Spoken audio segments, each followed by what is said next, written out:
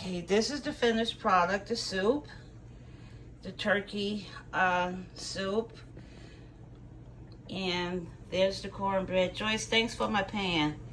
My first time using it. Look at that.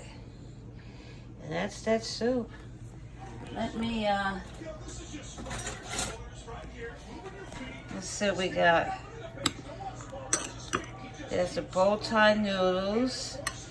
There's the turnip.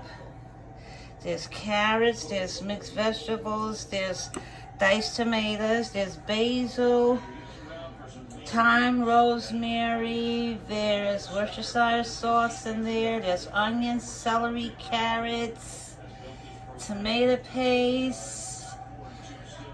Oh my goodness, there's a lot. Watch the video. There's a lot going on here. I'm gonna taste that. And this just a little bit. And I'm not the person that eat peas, but if it's mixed like this here, I'll mess with it. But I ain't trying to get none right now. Let me see. Cornbread come out really good. And that's just 2 cups of cornmeal, 1 egg beating before you put it in there. And that's almond milk, regular almond milk. And I take a little oil and a half a stick of butter. I melt it in the oven, and then I pour it in the batter.